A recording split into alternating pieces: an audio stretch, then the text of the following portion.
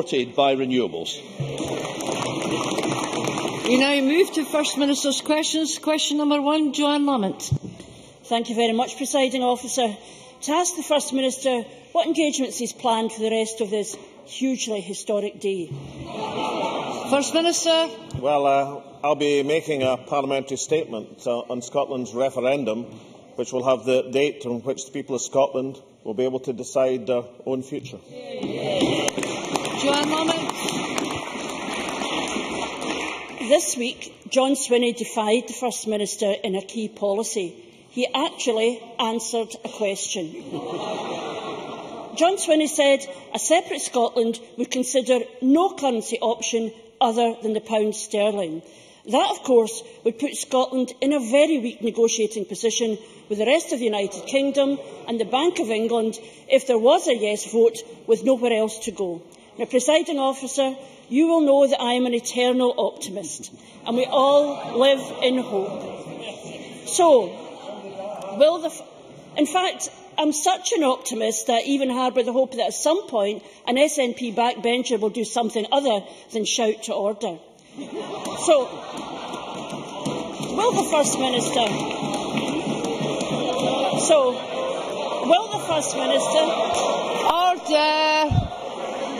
Order!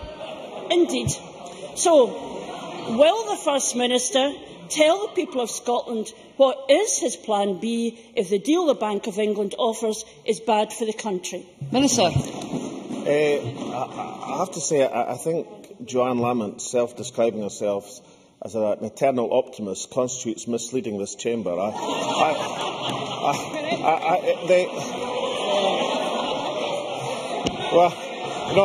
Joanne Lamont has many outstanding qualities, but she is not a ray of sunshine when she comes before us. As Joanne Lamont should and well know, the Government's policy in terms of a sterling area for independent Scotland was set out in huge detail by the Fiscal Commission. We discussed this matter last week. The policy hasn't changed over the last week. That was the policy, hugely considered. We think it's the best option for Scotland, and I do suggest that at last Joanne Lamont reads the report and tries to digest what it says.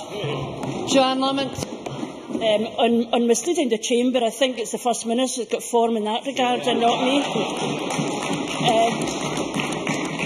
And true to form, of course, the First Minister did not answer the question that was asked. Now, I agree with the First Minister that George Osborne is bad for Scotland. What I just don't understand is why he thinks George Osborne would be good to Scotland if we left the United Kingdom.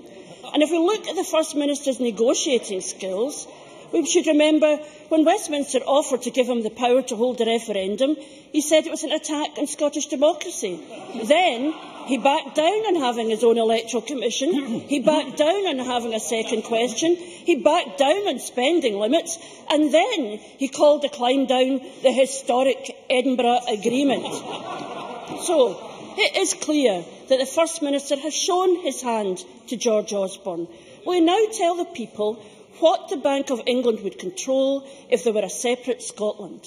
Well, First Minister. I think Joanne Lamont being depressing before the event and suggesting that we couldn't organise the referendum, there wouldn't be an agreement, there would be all sorts of difficulties, is part of her nature. But actually being depressing after the event, when the Edinburgh Agreement was agreed, when we're about to announce today the referendum bill, including the date of the referendum, when Scotland's referendum will have the highest standards of democratic legitimacy in terms of international terms, what possible justification has the Labour Party got for being negative about that agreement and about what we're about to announce? I know it must be awful disappointment to the Labour Party that none of the extraordinary difficulties that they forecast have come to pass.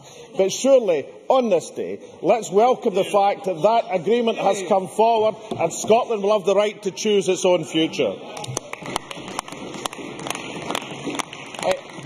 In terms of the Chancellor controlling Scotland, yes, the Chancellor does control Scotland, and Joanne Lamont says she is much she's much as opposed to that as I wish she would tell her colleague Gordon Banks, who on television last night, faced with the choice of condemning the cut in Scotland's resources, which is happening this coming year, decided to side with the Conservative Party instead.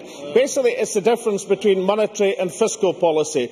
In fiscal terms, for example, last year, Scotland would have had the opportunity to take advantage of the £4.4 billion relative surplus, £800 for every man, woman and child in the country. I think in anyone's terms, that is a major advantage and freedom for the people of Scotland to have. Joanne Lamont. I found last night astonishing that Stuart Hosey supported the Tories in cutting corporation tax. And while yesterday George Fitzpatrick said today was going to be a historic day, clearly it doesn't reach as far as the First Minister ever answering the question he was asked. Because if he doesn't like George Osborne, he's saying that under an independent Scotland, George Osborne would have more power than he has currently. But ultimately, well, of course he would. Of course he would. Because you're relying... Order. You have said you've been relying on sterling and you have no plan B for an alternative. That is not a strong negotiating position. Ultimately, what the First Minister is saying is that the people of Scotland have just got to take the First Minister's word for it that it will all be fine. So let's look at the First Minister's record of keeping his word. And I'm not just talking about giving the most accurate answer ever given to any Parliament anywhere. Last year, at his party conference, the First Minister promised the best childcare package anywhere. A year on, there has not been one more childcare place as a result of that announcement. Last year, he boasted about hospital waiting times. Now we know the figures were fiddled. And remember when he told the people of Glasgow how they were going to vote weeks before the polls opened? That turned out well. Does the First Minister understand why an increasing number of people simply don't believe a word he says? First Minister.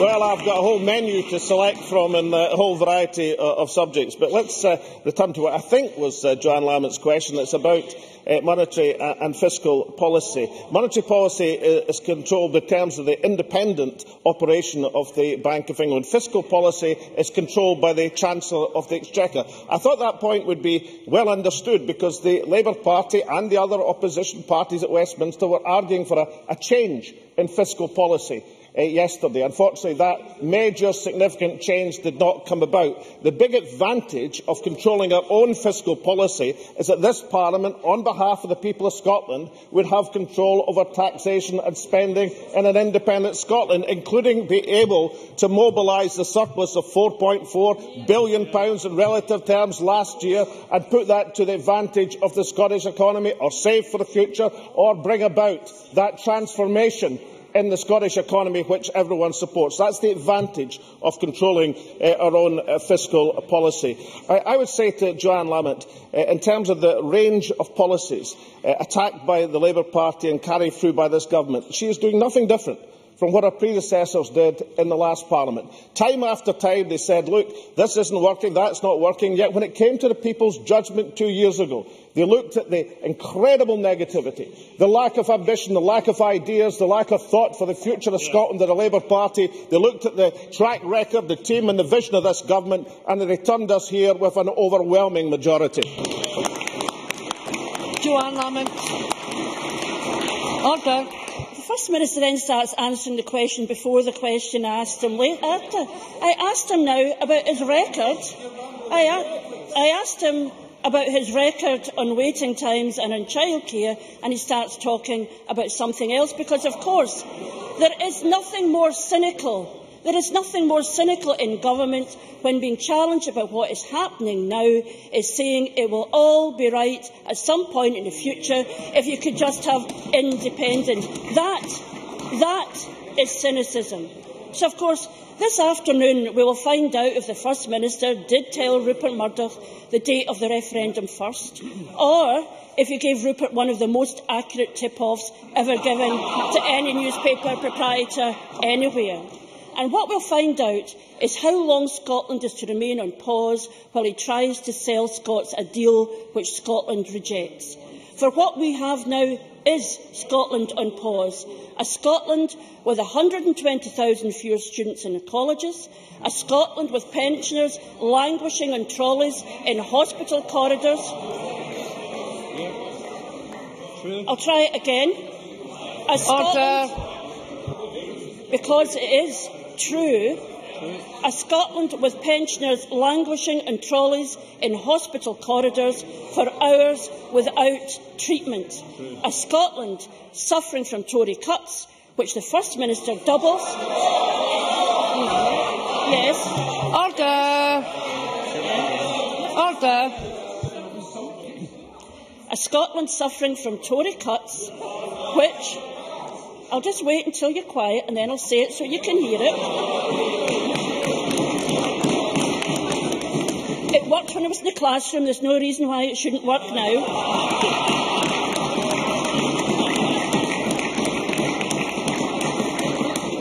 I don't know what time the bell goes, but I will say it. A Scotland suffering from Tory cuts, which the First Minister doubles and passes on to our communities. When Scotland rejects him, how will the First Minister explain to the student, the pensioner and the patient why he wasted so many years concentrating on his obsession and not on their needs? First Minister. I really think it's difficult, even for the Labour Party, to complain about Tory cuts in Scotland when they are in alliance with the Conservative Party in an attempt to deny Scotland the right to determine its own future. In terms of industrial education, we're moving to 600 hours for 3- and 4-year-olds in Scotland. We inherited 412 hours from the Labour Liberal Democratic coalition. That seems to me, in anyone's terms, a substantial improvement for the people of Scotland. In terms of the health service, we've guaranteed and delivered real-term spending for the health service in Scotland, something which would not have been done by the Labour Party if they'd come to power in Scotland and wasn't done by the Labour Party in Wales. This very week we've seen the important reductions in youth unemployment, down by 8%, by a third over the last year. And yet Labour spokesmen like Jenny Mara just 2 days ago talk about youth unemployment in Scotland at 25%. It's now down to 17%. Far too high, but still a dramatic improvement over the last year. Either Labour don't know that's happened, or alternatively prefer to portray it as 25%, as if the improvements in the guarantees to young people had never happened. These are all improvements under devolution. But not to understand that when Westminster sets the budget of Scotland, and yesterday cut the budget of Scotland, that the ability of this devolved Parliament to manufacture finance from nowhere in terms of having Westminster in control of our budget is to misunderstand the basic challenge in Scottish politics. This week, Labour abstained on workfare in the House of Commons. They abstained and tried it in this very chamber. They even abstained in the Iraq war in this very chamber. What Scotland needs is a government which doesn't abstain, but takes control of the fiscal control of Scotland and takes us forward into a prosperous and just future. Question number 2. Ruth Davidson. Thank you, Presiding Officer. To ask the First Minister when he'll next meet the Secretary of State for Scotland. First Minister. No plans, near future.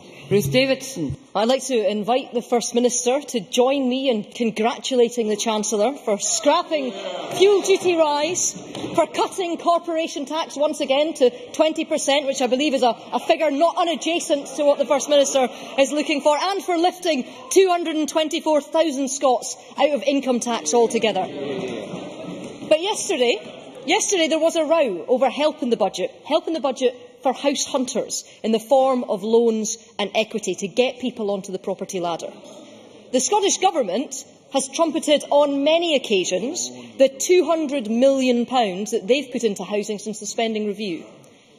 Can I ask the First Minister if any of that money is in the forms of loans and equity?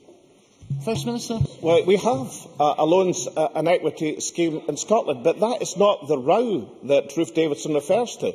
The row was the Treasury and the Scotland Office trying to portray yesterday as an increase in the ability of this government to spend on infrastructure and capital spending. And in fact, what we found very quickly was that far from it being an increase, there was a £50 million cut in this coming financial year for where budgets have already been set for the health service, across the agencies, for police, for fire, for local government, for everybody in Scotland. We've defined a £50 million cut in this coming financial year as a result of what the Treasury was doing by sleight of hand. Now, I can demonstrate that this was intended to mislead this government and the people. It actually misled some of our own colleagues in the Conservative Liberal Alliance in this chamber. So given that, will the Conservative Party join with us in saying it's not a good idea to cut £50 million this coming year, £90 million over the next 2 years of hard cash in terms of the Scottish budget, which has already been allocated to spending departments around the country? Will, of course, Ruth Davidson come forward with the suggestions that her party are going to make for where these cuts can be found? Ruth Davidson.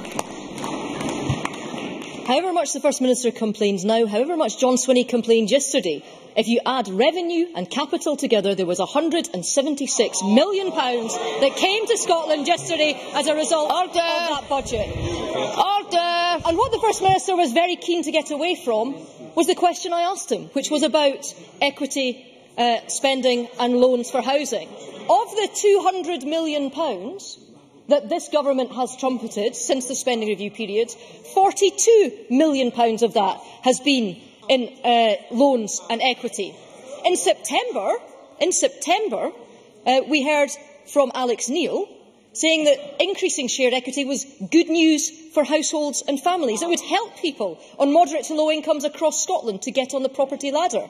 Yesterday, the Finance Secretary said it was funny money, it was deceitful and it was baloney. So 6 months ago, the same UK cash for shared equity was good news, but in referendum date week, it's described as deceitful. There is £250 million on the table. Is the First Minister going to keep playing political football with it, or is he going to get on, use it, and help people get on the housing ladder in Scotland? First Minister.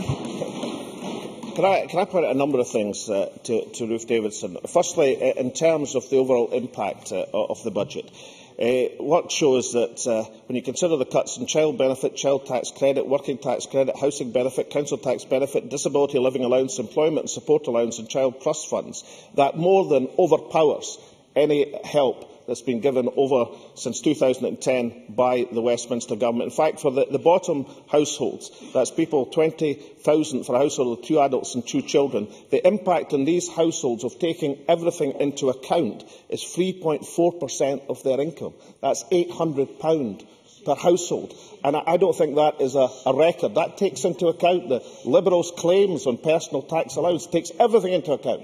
And I don't think that's a record that any coalition government should be proud of. But as I tried to point out, Ruth Davidson, what we're complaining about is the cut of hard cash in the budget this year and next. And I said I would demonstrate beyond any doubt that that had misled or was intended to mislead people. And I can tell you exactly why. Because Michael Moore's statement saying that we would have increased spending power came out at 146. By 1511, by 311. There was a press statement from the Liberal Democrats, never to be beaten, in getting their press statement out, which said we should spend this additional money in infrastructure in the north east of Scotland, additional road and additional rail. Now, you cannot spend financial transactions on road and rail investment. Financial transactions are loans that have to be paid back. The cuts that are coming are hard cash that is going to have to come off departmental or local government budgets in Scotland. So I could say to Ruth Davidson, instead of just saying we're putting forward this idea in the housing market, which we will try to turn to increase houses, not just increase house prices, of course we will. What was the reason for portraying that as something which managed to deceive Willie Rennie into believing could transform the road and rail infrastructure of the north east of Scotland, which patently, well, you're taking no responsibility for Willie Rennie. I thought Danny Alexander and Jos Osborne were at one yesterday portraying this. The truth is, you tried to persuade people that loans were actually hard cash, and you cut the cash available to public services in Scotland, just as you've cut the cash to ordinary working families in this country, and that, believe me, is nothing to be proud of. Question number 3, Christina McKelvey. Thank you very much, Presiding Officer. To ask the First Minister how the Scottish Government is using its International Development Fund to support Malawi. First Minister. Well, I know that many members took part in this week's commemorations for the bicentennial of David Livingstone, and Sunday I had the privilege of welcoming Her Excellency President Joyce Banda to Scotland for the first engagement of her visit, was fittingly held in the David Livingstone Centre in Blantyre. Part of that day's events, of course, President Banda presented the Communities League Cup, but also we were pleased to announce nearly £5 million of funding for 15 projects in Malawi for the Malawi Development Programme. These will focus on healthcare, economic growth, and will use the existing strong links between educational institutions, healthcare providers and third sector organisations in our two countries. Christina McKelvey. Can I thank the First Minister for that answer? I have had the great privilege to spend time this week with the Honourable Albert Tindwa, MP, my Malawian parliamentary pair. One of his priorities is education, especially for girls. Given that extreme poverty in countries like Malawi impacts on women and girls more severely than men, and given that the majority of the world's poor are female, can the First Minister confirm that the Scottish Government's action and international development will reflect this? First Minister. Yes, I can. And of course, we should note again that two of our colleagues have been in Malawi this week, renewing their relationship with people and politicians of Malawi. But I think Christina McKelvey is correct to say that it's all too often it's women and girls who bear the brunt of extreme poverty. For example, every day 800 women around the world die from pregnancy and childbirth complications. The huge majority of these deaths in developing countries are preventable. And that's one of the reasons why our latest round of funding for Malawi includes over £1 million for free projects targeting maternal health care. These funds will support training for clinical professionals, help improve maternal health in some of the most remote rural areas of Malawi. I know that these efforts have all-party, cross-party, I hope unanimous support in this chamber, just as President Banda was welcomed by us all on Tuesday. Patricia Ferguson. Thank you, Presiding Officer. The work that successive Scottish governments have carried out in partnership with the Malawian Government, Scottish NGOs and others has indeed been something of which we can all be proud. Of course, this week we've been celebrating David Livingstone, who was a medical missionary and a pioneer in treating and identifying tropical disease. In his bicentenary year, it seems to me that the most fitting tribute we could offer him would be to redouble our efforts to help combat the diseases that killed David and Mary Livingstone, but which tragically continue to devastate the continent to this day. Would the First Minister agree? First Minister. Yes, I do accept that, and obviously I welcome and appreciate the all-party nature of the support for not just the international profile of the Scottish Government and Parliament in Malawi, but the extension of the international aid programme, which I know that Patricia Ferguson supports. I think she makes an excellent point, and it is part of the legacy in celebrating the bicentenary of David Livingstone to understand the full nature of his efforts. I think one thing that stands out in terms of how people remember that legacy is his campaign, his crusade against slavery. That also is part of his legacy and our heritage, as well as the medical improvements and innovations of which he speaks. Question number 4, John Mason. Thank you. To ask the First Minister what the Scottish Government's response is to the UK 2013 budget. First Minister. Well, if last year was the omni-shambles, I think this year was the tartan shambles in terms of the deceit, in terms of suggesting that an increase in discretionary spending in Scotland was actually a 50 million cut in terms of departmental budgets. These claims are incomprehensible. They were revised later in the day by the Scotland Office. But all of this poses, I think, serious questions for those opposition parties who keep demanding extra spending by the Scottish Government, with apparently no realisation that the purse strings in this Parliament are currently controlled by the United Kingdom Treasury, exactly why we need control of these commanding heights of fiscal economy. John Mason. I wonder how the First Minister reacts to the idea of the Chancellor on the OBR that really the oil we have in the North Sea isn't really worth very much these days. First Minister. Well, I have to say this extraordinary argument that is put forward by some parties in this chamber that nuclear weapons in Scotland are a tremendous asset and North Sea oil and gas is a tremendous liability. I think most folk in Scotland would see our oil and gas and energy reserves as a tremendous asset and the concentration of weapons of mass destruction as the big liability. Neil Findlay. How much more than George Osborne would the Scottish Government cut corporation tax in a separate Scotland? Well, I point out that I sat in the House of Commons through Gordon Brown as Chancellor and Prime Minister looking at progressive cuts in corporation tax by the Labour administration. And I'll say to Neil Findlay, if he's denying he thought that was a good, sensible idea, then perhaps he should send an email to Gordon Brown and suggest to him that it wasn't such a great idea. Every economic and social policy that we devise for independent Scotland will be designed to do two things. One, to increase the wealth of the country, and second, to increase the fairness and equity in this country. That's exactly why we do it. Patrick Harvey. Whether the right-wing rhetoric of continual corporation tax cuts, giveaways to big business come from the Tories, the Liberals or New Labour, it's disappointing deeply that the First Minister and his colleagues can only echo it. Does he not see that these wealthy, tax-dodging corporate interests have had it their own way for far too long under successive governments? And will he drop this absurd idea of cutting corporation tax even further in an independent Scotland? First Minister. Well, Patrick Harvey and I, today of all days, I'm not going to have a huge disagreement to say except to say this, that I think prosperity and equity should go together in terms of our policies for Scotland. And we should make sure that the policies we devise are designed to increase the wealth and health and welfare of the country. And of course, Patrick Harvey would have noticed that one of the Nobel laureates on the Scottish Government's Fiscal Commission is Joseph Stiglitz, who makes exactly the point of arguing why the most wealthy countries across the globe are also those which value social equity. If Patrick and I pay close attention to Joe Stiglitz's strictures on these matters, then we won't go far wrong in our alliance together. Gavin Brown. Officer, housing loans and equity funding were criticised heavily by a rather statesman-like John Swinney yesterday. But can the First Minister tell us why are loans and equity for housing not classed as real money when it comes from the UK Government, but they are enthusiastically included as real money when the Scottish Government quote their housing spend figures?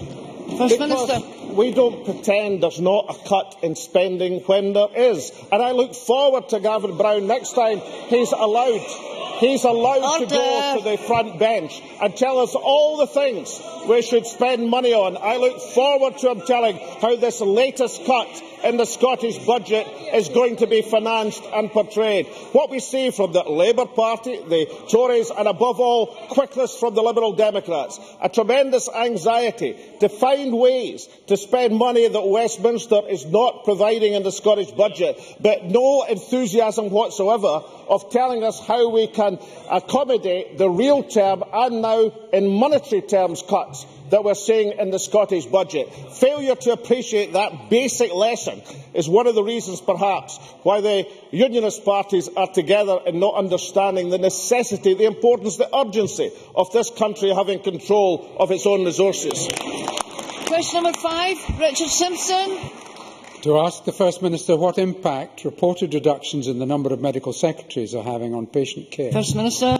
Well, the Cabinet Secretary for Health has sought assurances that NHS Greater Glasgow and Clyde are taking the concerns raised by consultants seriously. The Directors of the Board met with clinicians and representatives last week and committed to working with them to improve the turnaround of correspondence, to review productivity and ways of working, and to incorporate lessons learnt from implementing the Track Care Patient Administration System as it's rolled out across the Health Board in the City. Richard Simpson. Thank you for that answer. First Minister, the medical secretaries are vital to high-quality care. It isn't just the letters, but the communication with primary care staff and patients. Now that we see that the letters are not being completed in 7 days, have gone down from 13% to over 80%, and those that take more than 2 weeks to a level of 1 in 4, can I ask him, when his Cabinet Secretary for Health, Nicola Sturgeon, announced a 25% cut in management, did that include Band 4 Medical Secretaries? And the Glasgow Board, I'm welcome that they are now listening, but will he ask his Cabinet Secretary to ensure that this is not happening in other boards, because I'm getting reports that indeed it is, and this does seriously affect patient care? First Minister. The current management, of course, excluded clinical staff, and that was the point that the then Health Secretary was making. But I can just point out to Richard Simpson, he must know, we're moving across the health service, but particularly in Greater Glasgow at the present moment, from 11 different IT systems, which was inherited in 2007, to the new track care system. Now, that is a process which undoubtedly has to be managed carefully and properly, but surely no one would deny, least of all Richard Simpson, that that is a movement that has to be made, given that the criticism that's been made of the current and obsolete IT systems within the health service. Moving to track care is exactly what needs to be done. But of course, the Health Secretary, as I've said, is already in contact with Greater Glasgow to make sure that this matter can be dealt with and done in such a way that does not impede the efficiency of the service and least of all patient care. Question 6, Liz Smith. To ask the First Minister what the Scottish Government's position is on whether whistleblowing arrangements for NHS staff are adequate. First Minister. Well, the National Health Service now has a number of anti-bullying policies in place. To supplement these, the National Confidential Alert Line will be in place from the 2nd of April. The hotline will allow any member of NHS staff to raise concerns in confidence, receive advice, independent of the service itself, on how to proceed. I am confident that this service will support and enhance existing policies, which all NHS boards in Scotland are required to have in place, by providing an additional level of support for staff. Liz Smith. I thank the First Minister for that answer. He will be aware that in January, senior surgeons and clinicians at Perth Royal Infirmary felt the need to state publicly through the columns of newspapers their concerns about management decisions in NHS Tayside. And he will know that last week a group of nurses felt the need to do the same. Can the First Minister give an assurance that these concerns are being fully investigated, and what further steps will be taken by the Scottish Government to ensure that there is a culture of trust and openness within NHS management? First Minister. I can tell the member that tomorrow the Chief Executive will be meeting with elected members to discuss exactly these concerns. He will outline the staffing levels that are in place and reviewed regularly in partnership with staff, and that safety is given paramount importance at the hospital. I do think that the initiatives that are being made, including the helpline, are exactly designed to underpin the confidence that NHS staff are free to speak and free to make sure that we have a culture of improvement in our health service. That ends First Minister's questions. I now allow a short pause to allow members who are not participating in the debate to leave, and for the public gallery to clear before we move on to members' business.